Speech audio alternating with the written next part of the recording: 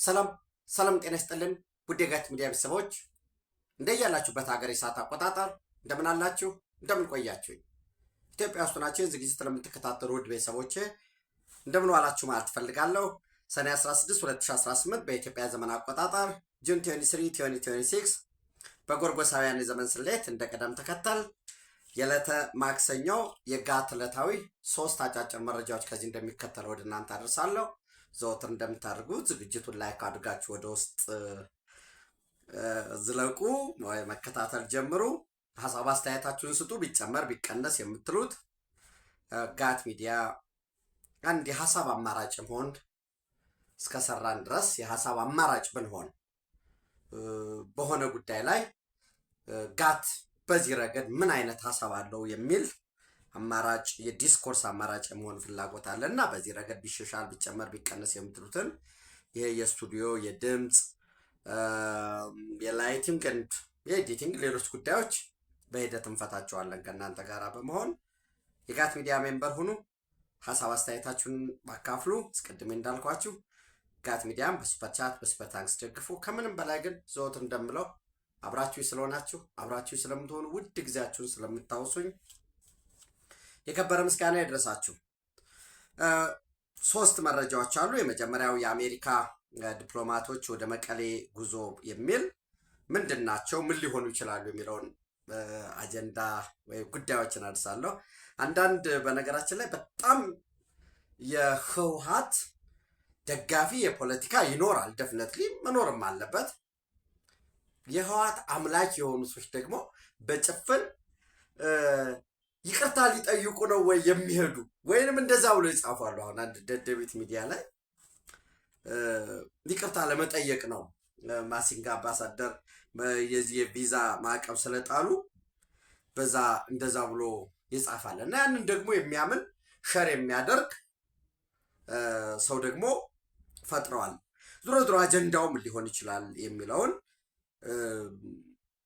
ወደ እናንተ ሀሳብ አድርሳለሁ። ደን ሶማሌላንድ ደግሞ በአገሯ የሚኖሩ ወይንም በሶማሌላንድ ሪፐብሊክ የሚኖሩ የውጭ የሌላ ሀገር ዜጎች በተለይ ህጋዊ የመኖሪያ ፍቃድ የሌላቸው በቀጣይ 10 ቀን ለቀው እንዲወጡ የሚል ጉዳይ አለ። በዛ ዙሪያ መረጃ አካፍላችሁና ወደ መካከለኛው ምስራቅ ሄደን በተለይ በወሳኝነት የአሜሪካና የኢራን ስምምነት በተመለከተ አዳዲስ ዲቨሎፕመንቶችን ወደ እናንተ አደርሳለሁ። ከዛ በፊት እንግዲህ በትናንትናው ዕለት የማሌዥያ ጠቅላይ ሚኒስትር አንዋር ኢብራሂም የኢትዮጵያ 7ኛው ሀገራዊ ምርጫ በስኬት በመጠናቀቁ በምርጫውም ክቡር ጠቅላይ ሚኒስትር ዶክተር አብይ አህመድ የሚመሩት የብልጽግና ፓርቲ አብላጫ ድምፅ በማግኘቱ የተሰማቸውን ደስታ ገልጸዋል። የተሰማቸውን ደስታ ከመግለጽ ባለፈ ማሌዥያ ወደ አፍሪካ ወይም ከአፍሪካ ጋር ለመስራት በምታደርገው ጥረት ኢትዮጵያ ወሳኝ አጋር መሆኗንና ከኢትዮጵያ ጋር በሁሉም ዘርፍ በጋራ ለመስራት ዝግጁ መሆናቸውን ያረጋገጡበት ሁኔታ ነው ያለው። እንደምታውቁት እንግዲህ ማሌዥያ 34ኛ ትልቅ ኢኮኖሚ ነው በዓለም ላይ 34ኛ ግዙፍ ኢኮኖሚ በዛ ኢመርጅ እያደረገ ያለ ነው። በኤሌክትሮኒክስ ዘርፍ ብትሉት በማኑፋክቸሪንግ ግዙፍ ማሽነሪዎችን በማምረት በቴክስታይል በጨርቃጨርቅ በዘይት ትልልቅ ስኬቶችን እያስመዘገበ ያለ በጣም በፍጥነት እያደገ ያለ ኢኮኖሚ ነው። ድሃ የነበሩ ናቸው። ከዚያ ድህነታቸው በነገራችን ላይ የወጡበት ታምር ምን አድርገው ነው? ከማሌዥያ ምን ልንማር እንችላለን የሚለውን በጋራስ ምን ልንሰራ እንችላለን? እነሱ ጋር ኢኮኖሚያቸው አሁን አፐር ሚድል የሚባለው የዜጎች የኑሮ ደረጃ ወይም ኢኮኖሚያቸው ተሻሽሎ ከመካከለኛ ወደ ከፍተኛ መካከለኛ ኢኮኖሚ ደርሷል። በዛ ምክንያት አንዳንድ ዘርፎች የዜጎች የኑሮ ሁኔታ ስለጨመረ የሰራተኛ ውድነት ለምሳሌ ቴክስታይል ዘርፉን እንውሰድ። የቴክስታይል ዘርፍ ወይም የጨርቃጨርቅ ፋብሪካዎች በባህሪያቸው ሌበር ኢንተንሲቭ ናቸው። በጣም ከፍተኛ የሆነ ሰራተኛ ነው የሚጠይቁ። ኢኮኖሚው በፍጥነት እያደገ ከሆነ የዜጎች ኑሮ ከተሻሻለ ገቢያቸው ከጨመረ አንድ መካከለኛ የምትባል ጨርቃጨርቅ ኢንዱስትሪ ፋብሪካ ለምሳሌ ብትወስዱ 20 ሰራተኛ ይቀጥራል በ3 እንደው ዝም ብለ በጣም ትንሽ የሆነችውን መካከለኛ የጨርቃጨርቅ ፋብሪካ በ3 ፈረቃ ይሰራል ብለን ብናስብ 20 ሰራተኛ ቢቀጥር ይሄ የ20 ሺህ ደሞዝ በጣም ከፍ ስለሚል የኑሮ የዜጎች እንግዲህ ከእንግሊዝ ከአውሮፓ ከአሜሪካ ነው እየተሰደዱ ወደ ህንድ ወደ ማሌዥያ ኢቭን ወደ ታይዋን እነዚህ ታይገር ኢኮኖሚ ወደሚባለው ይሁን እነዛ ኢኮኖሚያቸው ሲያድግ ደግሞ ወደ ሌላው የማደግ ተስፋ ወዳለው ግን ሌበር ቺፕ ወደሆነበት ወደዛ ነው ማይግሬት የሚያደርጉት። ሰው በምን ዘርፍ ሳቹሬት እያደረገ ነው የነሱ ዘርፍ ኢኮኖሚያቸው ፍጥነት እያደገ ወደኛ እንዴት ልንስብ እንችላለን የሚለው እንችላለን ብቻም ሳይሆን ምቹ የሆነ የውጭ ኢንቨስትመንት ፖሊሲ ሊኖረን ይገባል። በዚያ ዘርፍ ደግሞ አስቀድሞ መዘጋጀት ያስፈልጋል። ኢንዱስትሪ ፓርኮቻችን ለምሳሌ ማሌዥያ በጣም በዚህ ረገድ በጣም የታወቀ የጨርቃ ጨርቅ ኢንዱስትሪ አላቸው። እንዳልኳቸው አፐር ሚድል ክላስ ሆኗል ኢኮኖሚያቸው። ስለዚህ የግድ ወደዚህ ወደ አፍሪካ መምጣታቸው አይቀርም። ለዚያ የሚሆን ከወዲሁ የመንግስት ለመንግስት የህዝብ ለህዝብ ጠንካራ ግንኙነት መፍጠር በመሪም ደረጃ እሱን አድርጎ ኢንቨስትመንት መሳብ እጅግ በጣም ወሳኝነት ያለው ነው። በዚህ ረገድ አብረው ለመስራት ዝግጁ መሆናቸውን ገልጸዋል። በዛሬው ዕለት ደግሞ የህንድ ጠቅላይ ሚኒስትር ናሬንድራ ሞዲ በተመሳሳይ 7ኛው ሀገራዊ ምርጫ በስኬት በመጠናቀቁ እንኳን ደስ አላችሁ ሲሉ የኢትዮጵያ ህዝብና መንግስትን ደስታቸውን ገልጸዋል። ያም ብቻም አይደለም። በፈረንጆቹ የባለፈው ዓመት ወደ ኢትዮጵያ በነበራቸው ጉብኝት ለተደረገላቸው የላቀ እጅግ መልካም የሆነ የላቀ አስደናቂ አቀባበል ምስጋናቸውን ገልጸው የማይረሳ ነው። አሁንም የኢትዮጵያና የህንድን የሁለቱን ሀገራት ታሪካዊ ግንኙነት በሁሉም ዘርፍ ወደ ላቀ ደረጃ ለማሸጋገር ዝግጁ ነኝ ሲሉ ገልጸዋል። አብረን እንሰራለን በሚል አስቀምጠዋል። ምናልባት ምንድን ነው የሚለው heartiest congratulations to my friend Prime Minister Abiy Ahmed Ali and the Prosperity Party for a decisive victory in the Ethiopian parliamentary election. India greatly cherishes its historic, multifaceted and deep-rooted ties with Ethiopia. I fondly recall my visit to Ethiopia last year and look forward to working closely together to further strengthen our strategic partnership and the bonds of friendship between our peoples በሚል አስቀምጠዋል ማለት ነው። ዞሮ ዞሮ እንዳልኳችሁ ብልጽግና ፓርቲ አብላጫ መንግስት ለመመስረት የሚያስችለውን አብላጫ ድምፅ በማግኘቱ የሰማቸውን ደስታ የገለጹበት ሁኔታ አለ። በተመሳሳይ የአፍሪካ ህብረት ኮሚሽን ሊቀመንበር ደስታቸውን ገልጸዋል። የተከበሩ መሐሙድ አሊ ዩሱፍ ምንድን ነው ያሉት? እሳቸውም ምርጫው the election process demonstrated the commitment of Ethiopians to further consolidate democracy at the bedrock of socio-economic development. The chairperson further notes the demonstrations of professionalism and commitments of the National Election Board of Ethiopia towards the smooth conduct of the general elections ብሎ አስቀምጧል። ምርጫውን መንግስት ለመመስረት የጸና ሀገር ለማነበር ኢትዮጵያውያን ያላቸው ቁርጠኝነት የታየበት የኢትዮጵያ ብሔራዊ ምርጫ ቦርድም በፕሮፌሽናሊዝም ወይ በታማኝነት በሙያ ብቃት ምርጫውን ያከናወነበት ነው በማለት በተመሳሳይ የብልጽግና ፓርቲ አብላጫ ድምፅ በማግኘቱም እንዲሁ ደስታቸውን ገልጸዋል። ምንድን ነው የሚሉት? The chairperson also sees the opportunity to congratulate His Excellency Abiy Ahmed, the Prime Minister of the Federal Democratic Republic of Ethiopia, and the Prosperity Party for the remarkable victory in attaining the majority in the elections as announced by the National Election Board of Ethiopia on 21 June 2026 ብለው በምርጫው ሰኔ 14 በተገለጸው የኢትዮጵያ ብሔራዊ ምርጫ ቦርድ በገለጸው መሰረት አብላጫ ድምፅ ማግኘቱ ደስታቸውን ገልጸዋል። ዘንድ ይሄ ምርጫ በነገራችን ላይ ደጋግሜ ነው የምላችሁ በታሪክ በልዩነት ሲዘከር የሚኖር ምርጫ ነው። የነበረውን የውጭ ቅጥረኞች ተቀጣሪዎች አሁን በየትኛውም ዓለም ላይ እኔ ሂደቱ ላይ ምንም ችግር የለውም እኮ ሂደቱ ጤናማ አይደለም፣ አሳታፊ አይደለም፣ ግልጸኝነት ይጎድለዋል። የፕሮሲጀራል ጀስቲሱ ከፓርቲዎች ምዝገባ ከመራጮች ምዝገባ በሂደቱ ያለው ነገር ችግር አለበት ብሎ መከራከር አንድ ነገር ነው።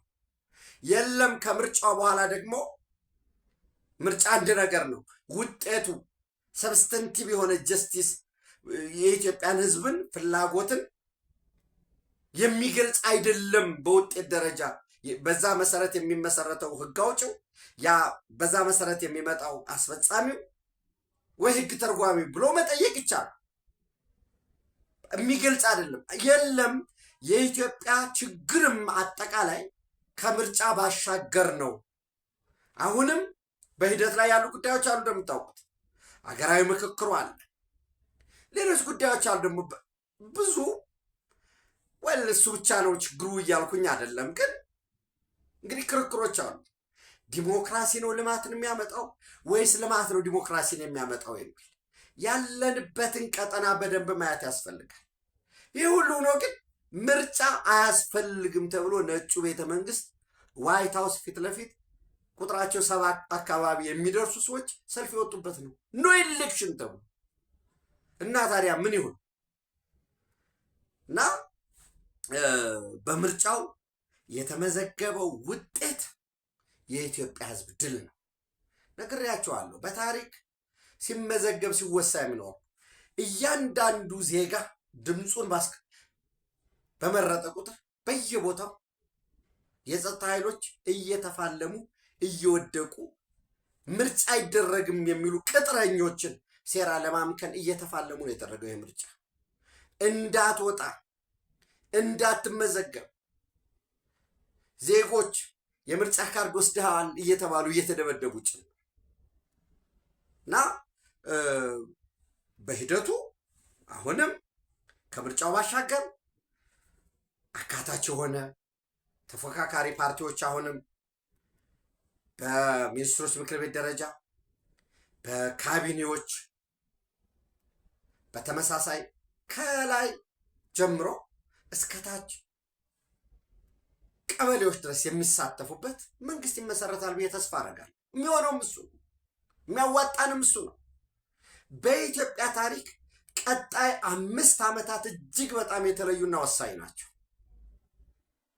ጠላቶቻችን የውስጥ ቅጥረኞች፣ የውጭ ደመኛ ባዕዳን ያለ የሌለ ኃይላቸውን እያስተባበሩ ነው ያሉት።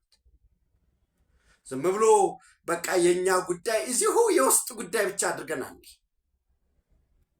ሌሎች እንዴት አዲስ የሆነ ኒው ሪያሊቲ ኒው ባላንስ ኦፍ ፓወር እንሰራለን ብለው እሱን እየሄዱ ነው ያሉ። ከናይል ጋር ከአባይ ወንዝ ጋር የሚታይ ከቀይ ባህር ጋር የሚታይ አዳዲስ የኃይል አስተላለፎች እንዳልኳችሁ በዚህ በቀጠናው የእስራኤል ወደ ሶማሊላንድ መምጣት፣ የቱርክ የተጠናከረ በሶማሊያ ፖለቲካ ውስጥ መኖር፣ ከቀይ ባህር ማዶ የመን ላይ ራሱ የመን ያላለቀ የቤት ስራ አለበት። የሰሜን የመኑ እና የደቡብ የመን የተገንጣይ ኃይሎች ንቅናቄ አለ፣ እንቅስቃሴ።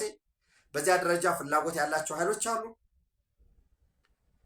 ራሱን የቀጠናው መሪ አራጅ ፈጣሪ አድርጎ የሚያስብ አረኖ ከኢንፌሪየሪቲ ኮምፕሌክስ ልንለው አንችልም ወይ ሱፔሪየሪቲ ኮምፕሌክስ ያመጣው ነው ወይ ሌላ ጉዳይ አለ። በጋራ ተባብሮ ማደግ እየቻለ ሻዕቢያ ምንም ጥርጥር የለውም ኤርትራ የያዘው ስትራቴጂክ ኢምፖርታንስ በጣም ወሳኝ በሆነ የቀይ ባህር መስመር ላይ ስትራቴጂክ ኢምፖርታንስ አለ።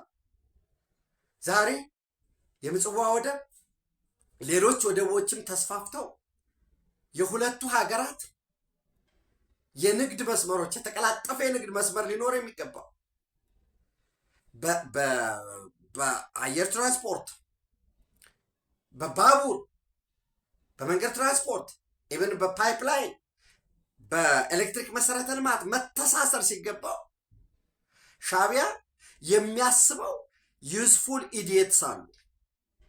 ልክ ደጋግሜ እንደምላችሁ ውሻ ጆሮውን ቆርጣችሁ ስትሰጡት ስጋ ያበላ መስሎት በደስታ እየጮኸ ይበላል የራሱን ጆሮ። የኢትዮጵያን ውድቀት ለማረጋገጥ በሚል የተሰበሰቡ ተላላኪዎችን ኋላ ቀሮችን ሰብስቦ ጠመንጃ ይሰጣቸዋል፣ ስልጠና ይሰጣቸዋል፣ ፈንጂ ይሰጣቸዋል። እነዛ ይመጡና ደግሞ እናቶቻቸው፣ እህቶቻቸው፣ ዘመዶቻቸው የሚጠቀሙበትን አምቡላንስ ወደ ውጊያ ይቀይራል። ጤና ጣቢያውን ካምፕ ያደርጋል። ትምህርት ቤቱን ካምፕ አድርገው ድንቁርናቸው ይቀጥል ዘንድ ይኸው 3 ዓመት ከትምህርት በአብዛኛው የሚባል ደረጃ 3 ዓመት ከትምህርት ነጥለዋል። ክትባቶች አሉ፣ ሌሎች ስንት ነገር አለ። ለዚያውም ውጤት ብለህ መጨረሻ ላይ ማሸነፍ በማይቻልበት ደረጃ የኢትዮጵያ ፖለቲካ አወቃቀር ምንድን ነው የሚመስለው፣ ግራውንድ ሪያሊቲው እንዴት ያለ ነው የሚለውን ያልፈተሹ እንዳልኳቸው የፕሪቶሪያ ሰላም ስምምነት ከህዋት ጋር ተፈረመ። ህዋት ሊጠፋ ሲል ሻዕቢያ ይዞት የመጣው አለ። ፌብሩዋሪ 2023 ላይ ኤሪቲቪ ላይ ያለ አሁን የኤርትራ ቴሌቪዥን ላይ ኢሳያስ አፈወርቂ የሰጠው ቃለ መጠይቅ አዳምጡት።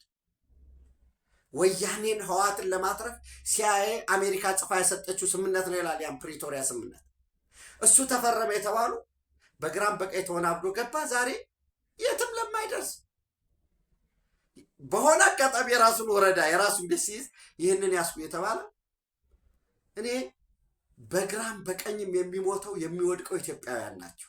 የትም ለማይደረስ ነገር ዋጋ መከፈል የለበትም። አንዳንዶቹ ትናንትም በወፍ በረር ወደ እናንተ ለማድረስ ሞክሬያለሁ።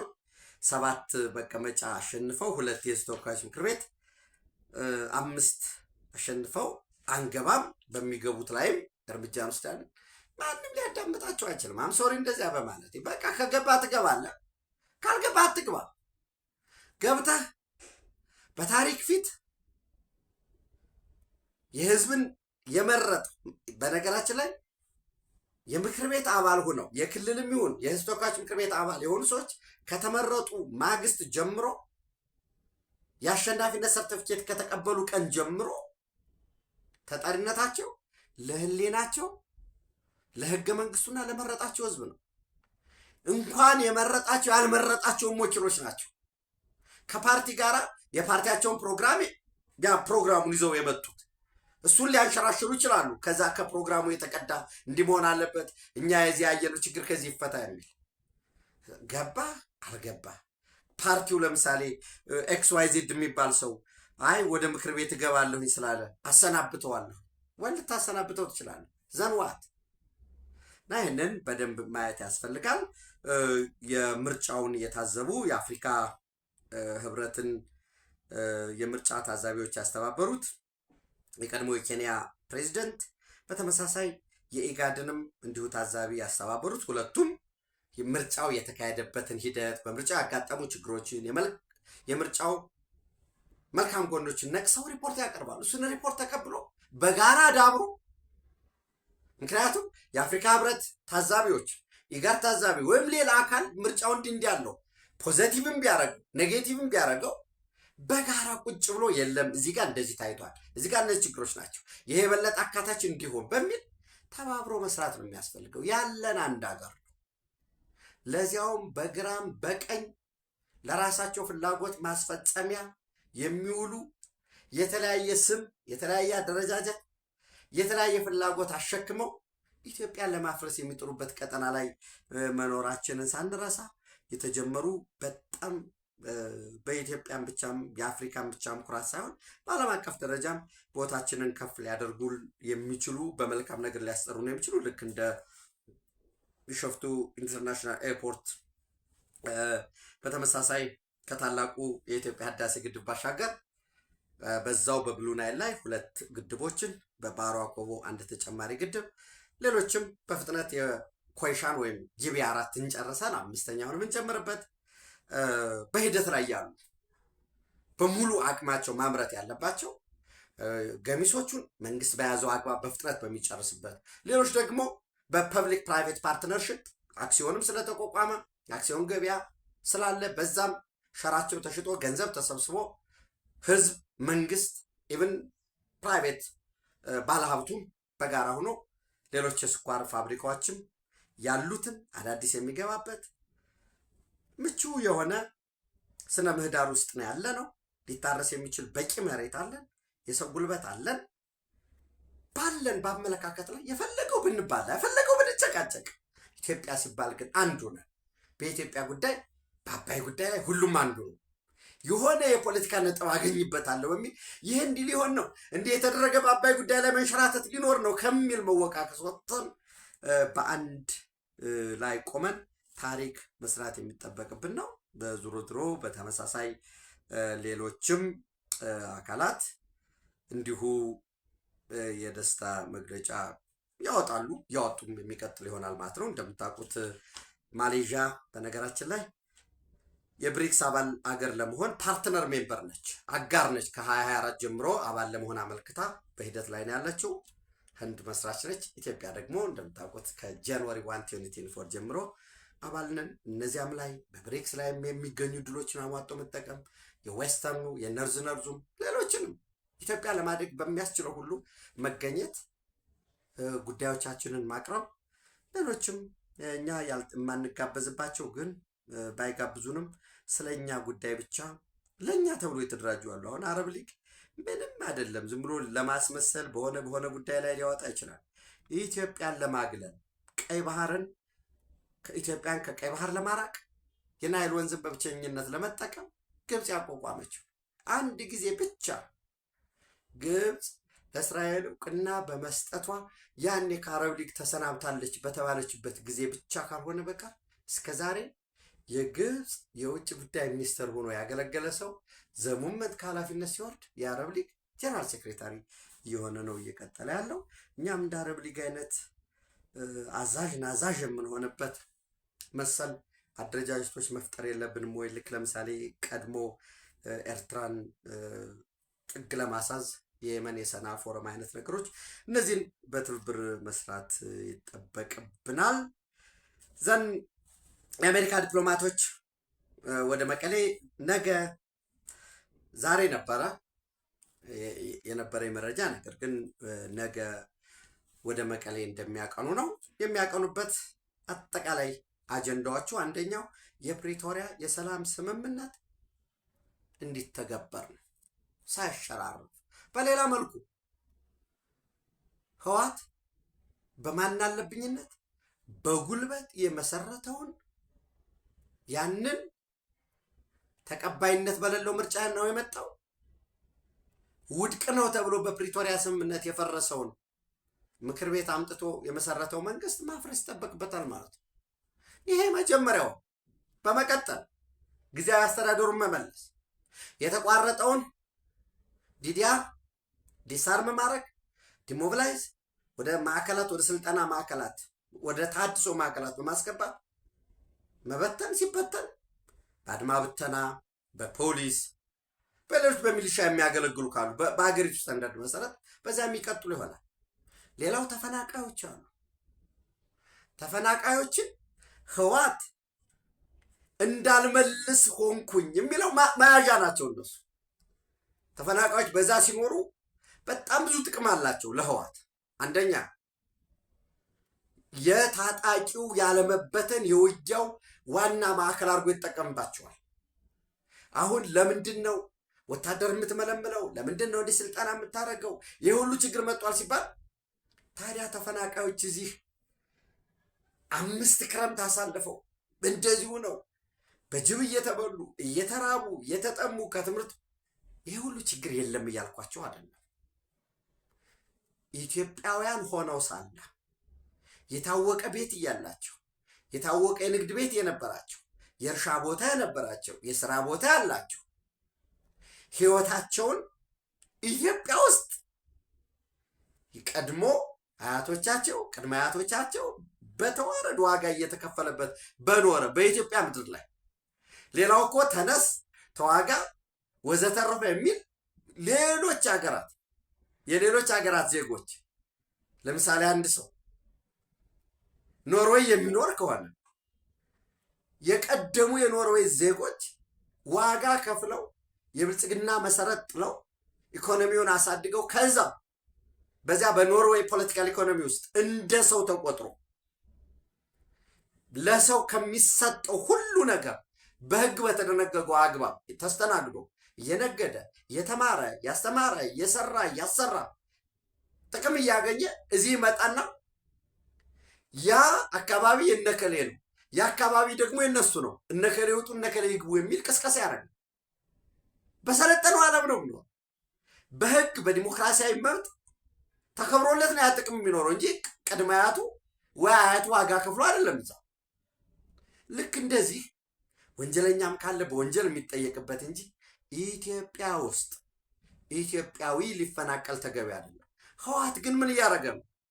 አይሄዱም፣ አትሄዱም። በነገራችን ላይ አንዴ ሁልጊዜም ይባላል ሚስትህን ጠይቆ የመጣ ልጅህን ብትሰጡ አይመለስም ይላል። ህወሓት ኢትዮጵያን የማፍረስ እና አገረ ትግራይን የማዋለድ አንድ ግብ አለው። ከዚያ በመለስስ ዳግም 4 ኪሎ ገብቶ ያን የተለመደውን ዝርፊያውን ማስቀጠል በበላይነት። ያ ካልሆነስ ነው በግልጽ እንደው አሁን እሺ ምዕራብ ትግራይ የሚባለው የቀደመው አስተዳደር ተመልሶልሃል ቢባል አሁንም እዛው ቁጭ ብሎ ጽንፈኛው ፋኖን ያደራጃል። የቅማንት ታጣቂ የሚባለውን ያደራጃል። የአገው ዲሞክራሲያዊ ንቅናቄ አዴን የሚለውን ክልል መመስረት አለብህ የሚለውን እሱን ያደራጃል። ሌሎች ይሻገራል። ራሱን ጉዳይ አስፈጻሚ ኢትዮጵያን ለማፍረስ ኢትዮጵያን ለመበተን የተቀመጠ ኃይል። ከዛ ውጭ ባለው ልክ ነው፣ ዜጎች መመለስ አለባቸው። የኢትዮጵያ መንግስት ልመልስ አልቻልኩም አማላጅ ብሎ ለኦቻ ሰዎች፣ ለአሜሪካ ኤምባሲ ሰዎች፣ ለአፍሪካ ህብረት ሰዎች፣ ለአሜሪካ፣ ለእንግሊዝ፣ ለሁሉም ተናግሯል። አሁን እዚህ ጋር የሚመጣ ጥያቄ አለ። ለምን ታዲያ ህወሓት ለምን ይሄ ሁሉ ድል ተሰጠው? ለምን ወደ ውጊያ አይገባም? የጦር መሳሪያ እንደዚህ ደብቀው እያለ አሁን ቆፍረው እያወጡ እኮ ነው የሚል ነገር ይመጣል። የሚገኘው ሰላም ሲሆን ነው። ኢትዮጵያ የምትፈልገው በእያንዳንዷ ቀን ጦርነት ከመምራት ሰላምን መምራት ነው የሚሻለው። ፕሮጀክቶችን መከታተል ነው የሚሻለው። ያንን የሰላም አማራጭ በተሰጠ ቁጥር ለዚህ ለጽንፈኛ ህወሓት ሰዎች መንግስት ፈርቶ መንግስት ተሸንፎ መንግስት በቃ እጁ ታስሮ ይመስላችኋል። በላይ በኩል ደግሞ ሻዕቢያ ግፋበል ይለዋል። ግፉ፣ ከፍተኛ የሆነ ውጊያ አድርጉ። በዚህ ውጊያ መሰረት በጣም ጠንካራ ስትሆኑ ውጊያው በጣም ሲፍም ሲገጋም ድጋፍ አደርጋለሁ ይላቸዋል። ከላይ ግብፅ ደግሞ አሁንም ድጋፍ ያደርጋል። ሻዕቢያን ግፉ፣ አሰልጠን፣ ትጥቅ ስጣቸው፣ እኔ ይህንን አቀርባለሁ። የሱዳን የእርስ በርስ ጦርነት አለ። አልቡርሃን እኮ ሁለት ታንክ እኮ ሰጧቸው ነበር። እዛ አርሚ 70 የሚባል ላለው ሸረሪና ላለው ለአርሚ 13 አርሚ 60 እና አርሚ 70 ለነበሩት መረጃውን ሰጥቻቸዋለሁ። ከ100 በላይ የአርሚ 13 አባላት የአርሚ 60 አባላትም በተመሳሳይ የአርሚ 70 እንኳ ቁጥራቸው 20-30 አካባቢ ነው ብያቸዋለሁ። ግፉ። አንድ መጋዘን በሙሉ የጦር መሳሪያ ማከማቻቸው ጭምር ነው ከጥቅም ውጭ ሆነው ሸረሪና ላይ እና ግፉ።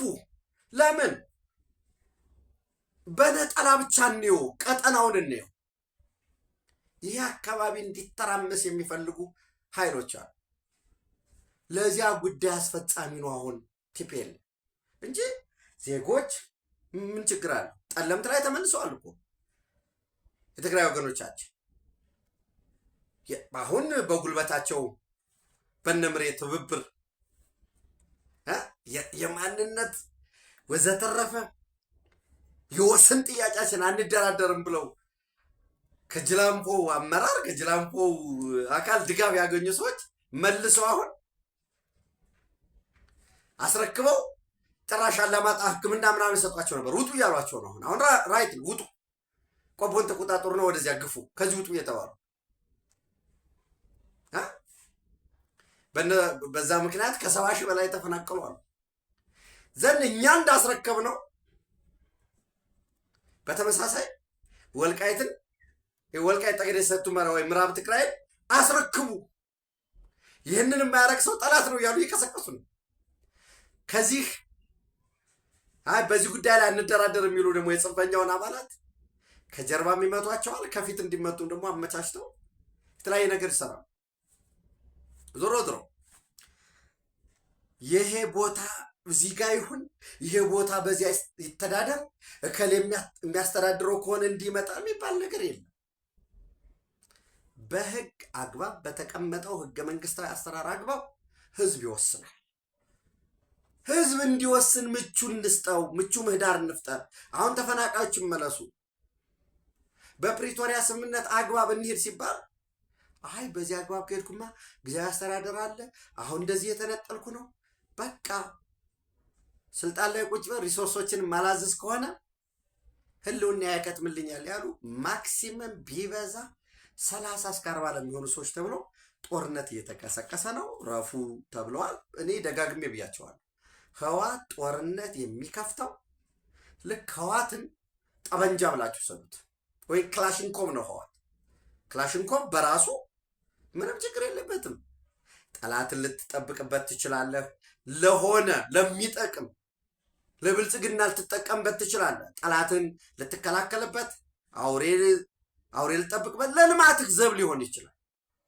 በመጥፎ እጅ ሲገባ ደግሞ አገር ታጎሳቁልበታለህ፣ ሰው ትገድልበታለህ፣ ንብረት ታወድምበታለህ። ህወሓት አሁን ግዑዝ ነው፣ ተላላኪ ነው። ህወሓት የሻዕቢያ መጠቀሚያ አሁን። ስለዚህ ህወሓት የሚተኩሰው ህወሓትም ለጽንፈኛው የጦር መሳሪያ የሚሰጠው የሻዕቢያን ፍቃድና ፍላጎት ለማሳካት ነው። ኢትዮጵያ ላይ ከዚህ በኋላ ሻዕቢያን እዛው በመንበሩ አስቀምጠህ በየሰፈሩ ያለውን እያሳደድክ እድሜህን ጉልበትክ መፍጀት የለብህም። የፍጃ እንዴ ተቆራርጠ ሻዕቢያን ታስወግዳለህ። የኤርትራ ህዝብና ፍላጎትን መሰረት ያደረገ መንግስት እንዲመሰረት እድሉን ታመቻችለታል። ከዛ ባለፈ ግን የሆነ ስታስወግድ የሆነ ሲያመጣ ውሃ ቅዳ ውሃ መልስ የሆነ መቀጠል የለበትም።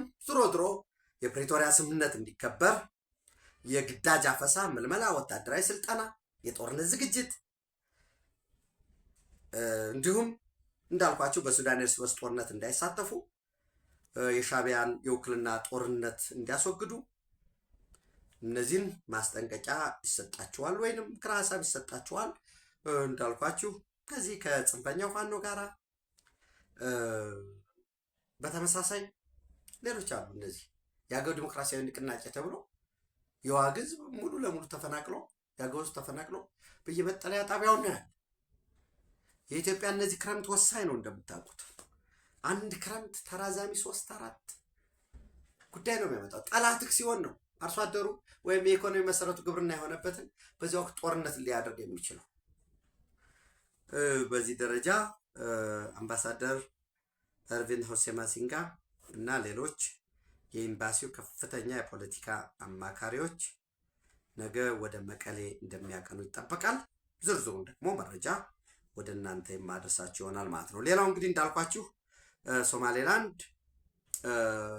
የሶማሊላንድ የአገር ውስጥ የኢንቴሪየር ሴኪሪቲ የአገር ውስጥ እና የጸጥታ ሚኒስትር ዴኤታ ስቴት ሚኒስትሩ አብድረሻድ ሞሐመድ አህመድ ህጋዊ የመኖሪያ ፍቃድ የሌላቸው የሌላ ሀገር ዜጎች የሶማሊያንም ጨምሮ ነው ያሉት። እሳቸው ጥያቄ ሲጠየቁ ከትናንት ጀምሮ ከዛሬ ጀምሮ የሚቆጠር በ10 ቀን ውስጥ ሶማሊላንድን ለቀው መውጣት አለባቸው የሚል ያስቀመጡት አለ። እንግዲህ መረጃዎች እንደሚያሳዩት እስከ 40 ሺህ የሚደርሱ ኢትዮጵያውያን በሶማሌላንድ የተለያዩ አካባቢዎች በሃርጌሳን፣ ቦርማን፣ በርበራን ጨምሮ በተለያዩ አካባቢዎች እንደሚኖሩ ነው መረጃዎች የሚያሳዩት። ከዚህ ውስጥ የተመዘገቡ ወይም ህጋዊ እውቅና ያላቸው ሬፊውጅ ስደተኞች አሉ። አሳይለም ሲከር ጥገኝነት የሚጠይቁ እና ዶክመንት የሌላቸው አንዶክመንትድ የሆኑ ሰራተኞች በጉልበት በተለይ እነዚህ ጥቃቅን የሆኑ ስራዎች ላይ የሚሰሩ ዜጎች አሉ። ኢትዮጵያውያን እንግልትም እንዳይመጣ ኦፍኮርስ ስቴት ሚኒስትሩ አብድራሻድ ሞሐመድ አህመድ እነዚህን ዜጎችን ህገወጥ ወይም የመኖሪያ ፍቃድ የሌላቸው የሌላ ሀገር ዜጎችን የመለየት በቁጥጥር ውስጥ የማዋል እና ለቀው እንዲወጡ የማድረግ ስራ የጸጥታ አካላት ስራ ነው በሚል ላይ ያስቀመጡት። the enforcement of the order would be the responsibility of security institutions and not ordinary citizens ሌላው ዜጋው የሚመለከተው ጉዳይ አይደለም ብለው አስቀምጠዋል። ዞሮ ዞሮ ግን በዚህ አይነት ነገር የሌሎች ኃይሎችም ፍላጎት ሊኖር ስለሚችል ልዩ የሆነ ጥንቃቄ ማድረግ በዛ የሚኖሩ ዜጎቻችን እንግዲህ እንዲደርሳቸው ብታደርጉ ወይም ያዳምጡንም ካሉ የኢትዮጵያ ቆንስላ ጀነራል ጽሕፈት ቤት አለ። አድራሻውን እኛም ቢሆን እንግዲህ ያው ፈልገን ወደ እናንተ እናደርሳለን። እስከዛ ግን ልዩ ጥንቃቄ ማድረግ ነገሮችን ወይንም ልዩ ጥንቃቄ ማድረግ ወደ ኢትዮጵያ መመለስ ነው። አገራችን ነው የምንለው ለዛ ነው። ጠንካራ ሀገር ሲኖረን ቢያንስ እኮ እንከበራለን። ሌላው ዓለም ላይ በስደተኛም ከሆነ ነው የኢትዮጵያን ዜጎች እንዲህ ብናደርግ ይሄ ነገር ይደርስብናል ብለው ክብር እንዲሰጡን ይሆናል እና ሀገራችንን እናሳድግ። በነገራችን ላይ ለቀጣይ 20-30 ዓመታት ይሄ ከስደተኝነት ጋር በተያያዘ ብዙ አይነት መገፋፋቶች ይኖረዋል እና ሀገራችን ላይ በደንብ እንስራ። ሀገራችን እንዳትፈርስ እንጠንቀቅ። ቢያንስ እንኳን ተገፍተንም ወደ ሀገራችን እንድንመጣ። አንዳንዶች በነገራችን ላይ ኢትዮጵያ በጦርነት በግጭት ውስጥ እንድትኖር የሚፈልጉት አሳይለማቸውን ፕሮሰስ ለማድረግ ምናምን የሚፈልጓል። ጥቂት ወዳሞች ከርሳሞች ለነሱ የሆነ ኤምባሲ ላይ ወይ የሆነ አሳይለማቸው እንዲፋጠንላቸው የሚል እዚህ ያሉ ቤተሰባቸውን ወደ ጦርነት ቢማገር ደንታቸው ያልሆነ በቃ ግጭት ተፈጠረ ምናምን ተብሎ ወከባ ቢሆን ያንን እናገኛለን ብለው የሚያስበው ነው። እሱ የሚጠቅም ነገር አይደለም። እንግዲህ መካከለኛው ምስራቅን በተመለከተ አሜሪካ የኢራንን የተያዘ እስከ 12 ቢሊዮን ዶላር የሚደርስ ገንዘብ እንደምትለቅ አሳውቃለች። ኦፍኮርስ እዚህ ላይም ገንዘቡን መለቀቅ በተመለከተ በአሜሪካ በኩል ለሰብአዊ ድጋፍ ለአፋጣኝ ሰብአዊ ድጋፍ የሚያገለግሉ የበቆሎ፣ የስንዴ፣ አኩሪ አተርና ሌሎች አልሚ ምግቦችን ጨምሮ ከአሜሪካ ገበሬዎች ተገዝቶ ወደ ኢራን ይሄዳል። የሚውለው ለዛ ነው እና ትረስትድ ለሆኑ ባንኮች ላይ ተቀምጦ ለዚህ አገልግሎት ይውላል በሚል ያስቀመጡት አለ ራሱ ፕሬዚደንት ዶናልድ ትራምፕን ጨምሮ። ወራስ በተባበሩት መንግስታት ድርጅት የኢራን ቋሚ መልእክተኛና አምባሳደር አሊ ባህሬኒ በነገራችን ላይ አሊ ባህሬኒ በኢትዮጵያ የኢራን አምባሳደር ሆኖ ሰርተዋል እና ምንድን ነው የሚሉት እሳቸው በስምምነታችን እኮ በኤምኦዩ የተያዘ ገንዘብ የታገደ ገንዘብ ይለቀቃል ነው እንጂ የሚለው ያንን ገንዘብ ምን ማድረግ እንዳለብን የኛ የሉዓላዊ የኢራን ጉዳይ ነው በሚል ያስቀምጡት አለ። በተመሳሳይ እሳቸውም ለቀጣይ 60 ቀናት ኤምኦዩ ከተፈረመበት ጀምሮ የሚተላለፉ የንግድ መርከቦች ያለምንም ክፍያ ይተላለፋሉ። ከዛ በኋላ ያለውን እናያለን በሚል ያስቀምጡት ጉዳይ አለ። እስማኤል ባግሃይ የኢራን የውጭ ጉዳይ ሚኒስትር በተመሳሳይ የዓለም አቀፉ የአቶሚክ ኢነርጂ ኤጀንሲ የእኛን የኒውክሌር ጣቢያዎችን እንዲፈትሽ እንዲመረምር አልፈቀድንለትም ሲሉ አስቀምጠዋል። ወይራስ ጄዲ ቫንስ ደግሞ የለም ሊፈትሽ እና ክትትል ሊያደርግ እውቅና ሰጠናል፣ ስምምነት ላይ ደርሰናል ብለው ነው ያስቀመጡት በዚህ በቡርገንስተክ ወይም ስዊዘርላንድ በነበረው ስብሰባ። ከዚህ ጋር ተያይዘው እንግዲህ ምንድን ነው ሊመጣ የሚችለው የሚለውን ማየት ያስፈልጋል። ኦፍኮርስ በነገራችን ላይ ኢራን ቻይና ላይ፣ ኢራቅ ላይ፣ ህንድ፣ ኳታርን ጨምሮ በሌሎች ሀገራት የተያዘባት እንዳይንቀሳቀስ ነዳጅ ሽጣ በተለያዩ አገልግሎቶች አቅርባ ያልተሰጣት በድምሩ እስከ 250 ቢሊዮን ዶላር ገንዘብ እንዳላት ነው የሚጠቀሰው። አስቡ እንግዲህ ሌላውን ዘይት እንዳትሸጥ የነዳጅ ዘይትን ጨምሮ የነዳጅ ምርቶችን እንዳትሸጥ ከነበረባት ማዕቀብ ባሻገር እንግዲህ የዚህም በትናንትናው ዕለት ብቻ 19 ሚሊዮን በርሜል ነዳጅ ዘይት ሆርሙዙን እንዳቋረጠ፣ ይሄ ደግሞ በታሪክ ከፍተኛው ሆኖ የተመዘገበ እንደሆነ ዶናልድ ትራምፕ የገለጹበት ሁኔታ አለ። ከዚህ ከሂዝቦላ ጋር ተያይዞ የእስራኤልና የሊባኖስ ጉዳይ በተለይ የእስራኤልና የሂዝቦላ ጉዳይ እንግዲህ ሁለቱም ኢንተረስት አላቸው። ኢራን ስምምነቱ እንዲፈርስ ከፈለገ ሂዝቦላ ጥቃት እንዲፈጽም ያደርጋል። ዘን ሂዝቦላ ጥቃት ሲፈጽም ኢራን ምላሽ ሲሰጥ ይሄው ምን ኤምኦዩ ላይ እንደው ምን አለኝ በተግባባነው ስምምነት መሰረት እኮ እየተፈጸመ አይደለም ይላል። በተመሳሳይ እስራኤልም በተጠና መልኩ ሂዝቦላ ላይ ጥቃት እንዲፈጸም ካደረጉ በኋላ ይህንን ኤምኦዩ እንዲፈርስ ጥረት ያደርጋሉ። ዞሮ ዞሮ እዚህ ጋር ያለው ጉዳይ ምንድን ነው፣ ወዴት ሊያደርስ ይችላል የሚለውን በደንብ ማየት ያስፈልጋል። ኦፍኮርስ የእስራኤል ጠቅላይ ሚኒስትር ኔታንያሁ በአሜሪካ ላይ ያለን ጥገኝነት፣ በተለይ በጦር መሳሪያ በኩል ያለን ድጋፍ፣ የአሜሪካ ጋር ያለን ድጋፍ ወሳኝ ነው፣ ትብብራችን መጠናከር መቀጠል አለበት፣ ግን በሁሉም ረገድ ጥገኝነታችን ሊቆም ይገባል በሚል ያስቀመጡት አለ። ሌሎች ተጨማሪ መረጃዎችን ማስረጃዎችን ወደ እናንተ ማድረስ እቀጥላለሁኝ። ወደ እናንተ እንመጣለን። ኢትዮጵያ በክብር ለዘላለም ትኖር። ቴንኪዩ